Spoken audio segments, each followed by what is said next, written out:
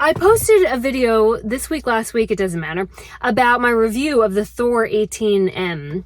And anytime I post a review video about buying a rig or selling it, we get all these new people, which is fantastic. But it's clear, it can become very obvious that they are not stress tested with years of exposure training and the PTSD that comes with watching Casey Roman's channel. They're used to a lot of giggling and nut milk and side boob and all the things on the majority of the RV and van channels, and we don't do that here. This comment kept coming up that told me that there were a lot of new people, and it was, why don't you just do a custom build? Why don't you just build your own van? And I thought, no way in hell am I doing that again. So people don't know that I've already done that. They don't know about the Babe Bus. So in this video, I'm going to explain why I would never, ever, ever do a van build again. Nope. So what was it, 2017, 2018? Back all those years, it feels like it was longer than that. When I bought a ProMaster 2500 and converted it myself, and I named it the Babe Bus, and I lived in that for 7-8 months all over the country. Then I bought the fifth wheel, the War Wagon, and then I was in that for about 1.5 years. The reason I would never ever in 2023 do another van build is two main. One weighs more than the other. It is the opportunity cost is number one, and number two, and this does count more, is the resale value. Let me explain opportunity cost. When you watch these van channels, I was so gross out today. My Disney princess hair is all messed up and I have sweat through everything. I did think before I started this video that I should put some effort into my personal appearance, but since YouTube has reverse evolved into nothing but largely a comment section that picks apart my personal appearance, I thought, forget it. I'll just make it easy for you. When you watch these van channels, the adorable couple, and they're, a lot of times it's sped up, right? Because they want to show you the whole thing quick. So you don't see, you don't feel, you don't experience, you don't hear the fighting when she's yelling at him that this is taking too long, that it's too much work. You don't feel the cold, you don't feel the heat. You don't have the full experience of doing a van build. It's an ungodly amount of work. Unless you have a huge garage, you're exposed to the elements. And that part you really can't get a sense of. So it's opportunity cost. And opportunity cost meaning for the amount of time that it takes you to build out the van, what could you be doing? And the answer is you could be traveling, you could be having your adventure. Now, when I did my van build, I had lost my job in TV news. So I had an ungodly amount of time to do nothing but that van build. While my hourly wage rate was 0 because I was unemployed, if you're substituting building a van for what you could be doing, which is traveling, that has a cost. And when I see these videos where they're talking about how much a van conversion costs, and they never add in the value of their time. And whether you value your wage at 0, there's still the cost of what you could be doing. So when I look back on that, I feel like I had to go through the van build to keep me alive during that time. It gave me a sense of purpose. But I would have had 4 months. It took me 4 months to build my van. 4 months that I could have been out on the road. And the problem I had was that by the time I finished, I had built my van for the winter and it was already getting close to the spring. So then I had all kinds of other issues about the design that I didn't really forecast because I thought a van build took like a month. So all I'm saying is that a lot of these videos do not give you a clear sense of what it's like to build a van conversion. It does take a long time and life happens.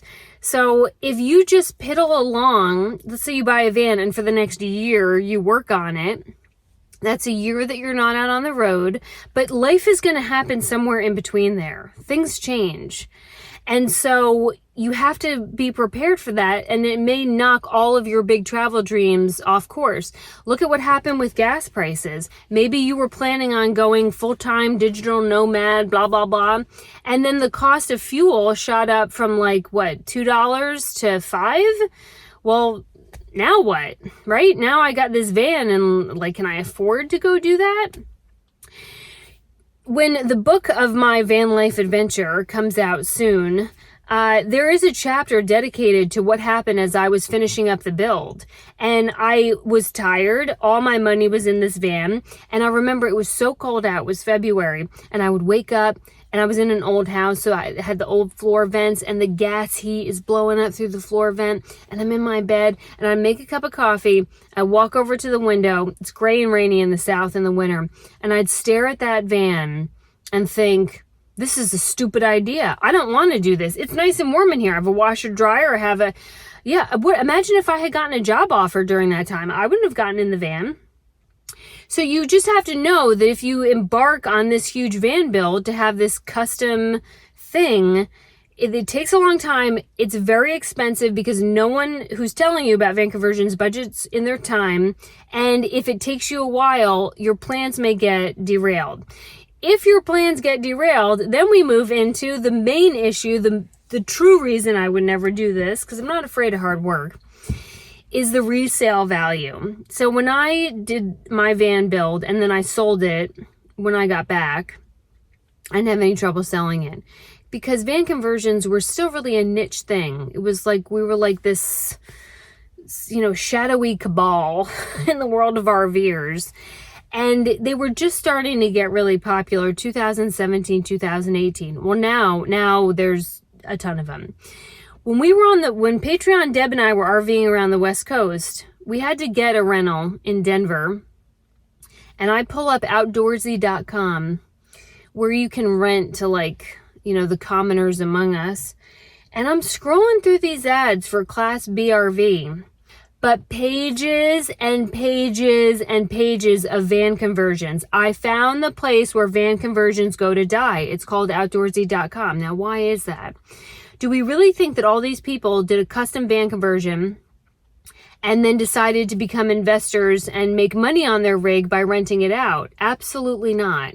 I'd bet gobs and gobs of money that the truer story is that they did their custom build and then they tried to sell it and they couldn't sell it because there's not as strong of a market for that because it's custom to you, not custom to them. And now they can't get rid of the damn thing. So now they have to rent it out. So when I sell houses to people and cars are anything, trucks, beautiful diesel trucks, you always have to think about the resale value because life has seasons, travel has seasons. And if you build something that is super custom to you, whether that's a house or a vehicle RV, you will have more trouble selling it because it's a niche product. So when I saw all those ads and I thought, yeah, if I did my own van build, I could get exactly the thing I wanted. But the thing you want changes over time. Where you're going to be traveling. How long are you going to be traveling? What are you going to be doing in it? That changes and your needs change. So when you go to sell it, which is common with RVers, we sell our rigs a lot. If there's no aftermarket for you, now you have an extremely expensive cargo van that you have to list on Outdoorsy, and in the height of travel season, in July, is sitting there idle in your driveway and you're just making insurance payments on it. So on the resale value, which I have now discovered is not a hot potato, no, I'm out. I would not do it. If you've watched RVers for any amount of time, you know that they change out their rigs pretty regularly. And you would own something that now, for as much as we bash manufactured RVs for having no resale value, if you custom build something, and at least with the manufacturers, yeah, they depreciate, they sure do. But if you custom build something and there's no resale market for you, that's you, nope. That makes no financial sense. So I'll also get some feedback from people that'll say, well, you don't have to do the van build. You can hire one of these companies. There's all these companies now that will, and they're small. They're these small little businesses that you get the van and then you design it with them and then they give you your custom build. Well, you still have the issue of custom build and what's the resale.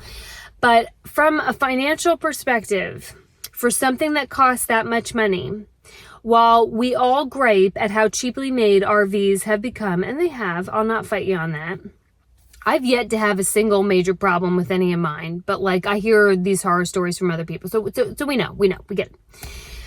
What are the chances that a giant manufacturer is going to go out of business tomorrow, as opposed to, 3 guys and their girlfriend who are building them in their backyard?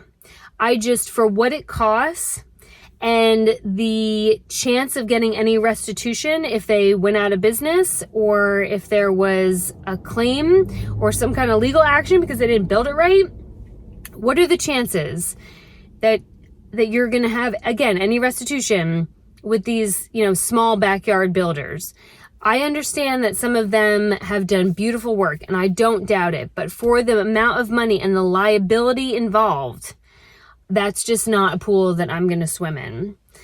When you work in real estate and in TV news, you see a lot of litigation. It's a litigious world, and I want to make sure that I'm protected. I want to make sure when I'm driving something this heavy and this expensive to insure, that everybody else is protected. And while anything can happen on the road, I just do not feel very comfortable with a company that started within a year or two. That's not my ministry. So that's why. Those are the 2 main reasons that you will not see me do a van build. I don't want to spend time building out an RV and cutting and outfitting cabinets and measuring and doing all that for months and months, when I could, in 48 hours, be in a new rig and on the road. And if it doesn't have any potential to sell for anywhere near what I paid for it, then to me, that's a bad buy. Yeah, you may get the thing that is bespoke to you and is exactly what you want, but I think that you will be kicking yourself and your bespoke behind when you turn around and sell it and find out that you're now a landlord of a cargo van.